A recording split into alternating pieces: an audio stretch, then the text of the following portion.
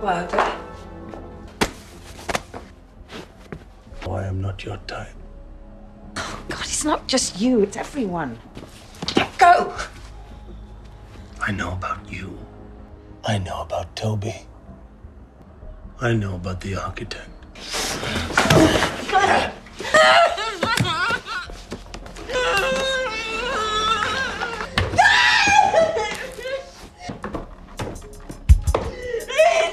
In a towering luxury apartment complex designed to be a perfect self-sustaining society, life starts as a dream of modern living.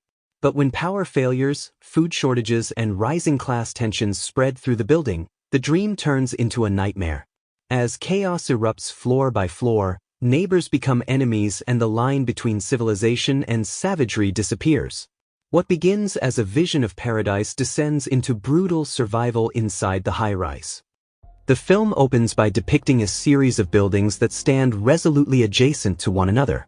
Among these structures is a building that has been transformed into residential apartments. On this particular day, a new resident named Lying is moving into his unit on the 25th floor. Lying is a doctor specializing in physiology. The building comprises a total of 40 floors, all of which are fully occupied. Upon settling into his new apartment, Lying's first activity is sunbathing. During this time, he discovers that directly above him lives a woman named Charlotte.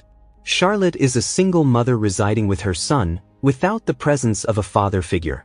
Nearby, on the ground floor, lives a man named Wilder. Charlotte informs Lying that the building offers various amenities for residents on the 20th floor and above, which include a gym, spa, swimming pool, supermarket, and a primary school located on the 30th floor. Lying spends the remainder of his day enjoying these facilities but feels reluctant to return to work the following day, like his fellow residents. The next morning, as Lying prepares to leave for work, he first attempts to dispose of his trash down the chute.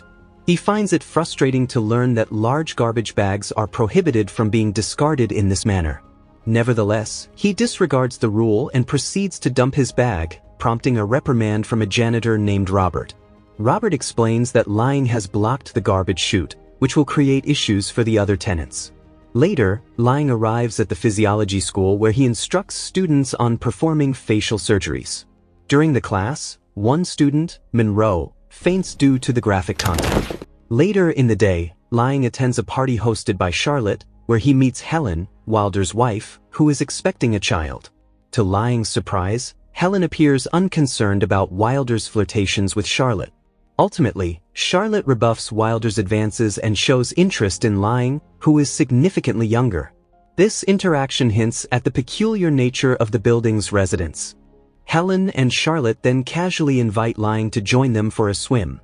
Just as Lying is about to accept their invitation, a man named Simmons approaches him and requests his company, indicating that someone wishes to see him.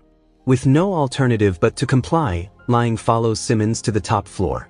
The elevator utilized for this occasion is a private one, indicating that Lying is about to meet someone of significance. To his surprise, he discovers an expansive penthouse located on the top floor, so vast that he must walk a considerable distance before encountering a man named Royal. During their meeting, Lying learns that he is in the presence of the architect responsible for designing the apartment building. Royal shares his vision, revealing that he has 4 additional buildings to complete. Once finished, the entire complex will be designed to resemble a human hand, with each of the 5 buildings representing a finger and a large lake situated in the center. Royal also mentions his wife, Anne, who was once an uneducated beggar whose life transformed after Royal became infatuated with her and subsequently married her.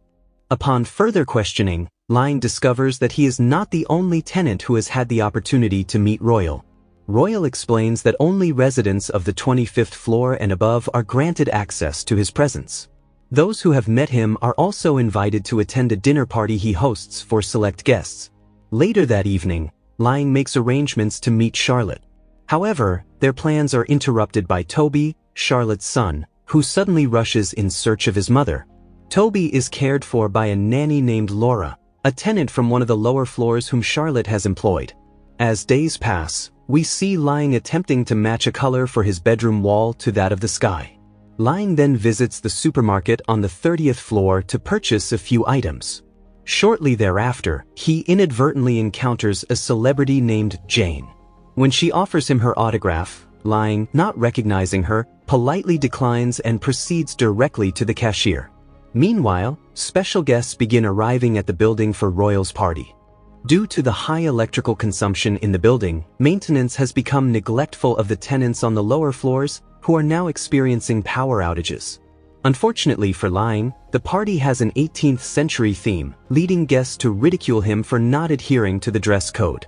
To his astonishment, Lying recognizes one of his mockers as Monroe, one of his students who had fainted during class and resides on the 39th floor. Simmons prohibits Lying from using inexpensive items such as the cigarettes and drinks he purchased at the supermarket. Consequently, Lying is asked to leave the party immediately and is compelled to use a malfunctioning elevator. As time goes on, residents of the lower floors begin protesting to Robert due to a 20-hour power outage, led by Wilder, who has a wife and 2 children. Frustrated with the ongoing neglect from building maintenance, they voice their concerns. We then return to Lying, who has just arrived at work and is presented with a brain scan of Monroe, who had previously fainted in class. Lying is informed that Monroe's health is stable, however, he still feels a sense of animosity towards him. In a misguided attempt to assert control, Lying misleadingly tells Monroe that he has a brain tumor. As time progresses, where Wilder is hosting a small gathering that includes young children, one of whom is Toby. Frustrated with the upper floor tenants, Wilder decides to take the children to the swimming pool located on the 30th floor.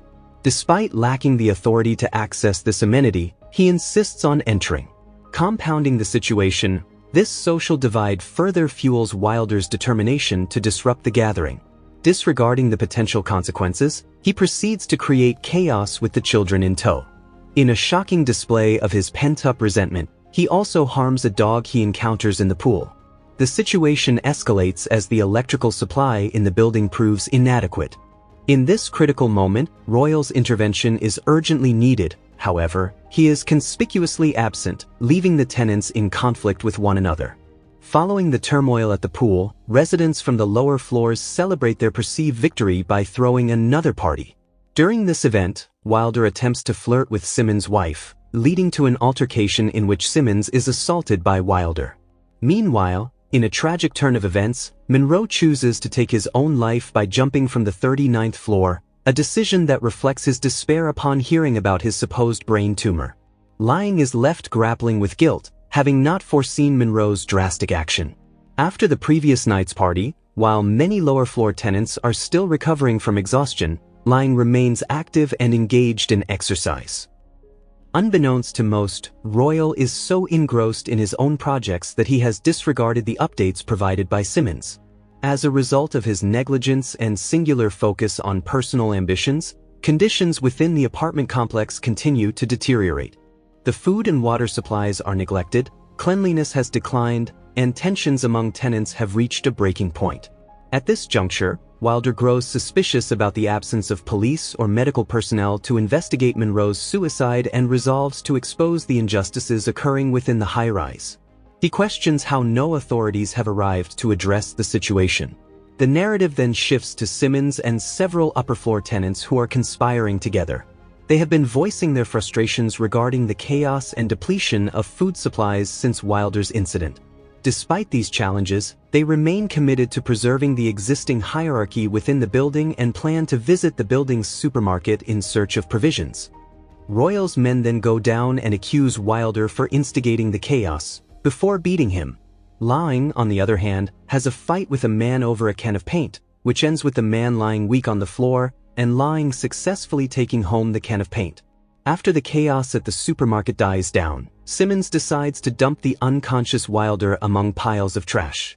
Meanwhile, Lying now busies himself with painting his bedroom walls and plans to isolate himself for a few days. Not long after, the pregnant Helen comes by his apartment. The two end up in a steamy embrace. This shows how broken the social order has become. Same goes with Jane, who deliberately offers herself to the tenants of the upper floors. Wilder, on the other hand, finally regains his consciousness, where he unknowingly comes across Royal, the owner of the building. This is because Royal has never shown his face to tenants below the 25th floor. Ergo, Royal casually steps down to the bottom floor to bribe the police to keep their mouths shut about all the incidents happening in the high-rise. Not only that, upon returning to the upper floor, Royal accidentally happens upon and his wife getting harassed by upper floor dwellers.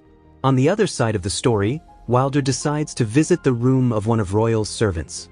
He intends to seek some information on the whereabouts of the owner of the building, which ends up with the revelation that Charlotte's son, Toby, is actually Royal's illegitimate child. Lying and Helen, post-coital, are visited by a man called Steele. Steele is attracted to see Helen's presence. As time goes, the situation in the apartment keeps getting worse. Wilder begins to threaten Charlotte with the information he knows about her and Royal's son. He then drags Charlotte into a bedroom in order to fulfill his desire. Days go by, the tenants of the upper floors are running out of ideas on how to overcome their hunger. They reach the point of slaughtering Anne's horse, with her consent. Even under such dire conditions, they still opt to stay in the apartment, testament to their immense greed.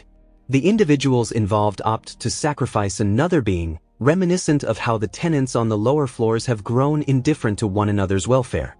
In a context where all amenities have lost their significance, the deprivation of basic needs renders everything meaningless. The individual who is expected to provide support spends his days in a state of apathy.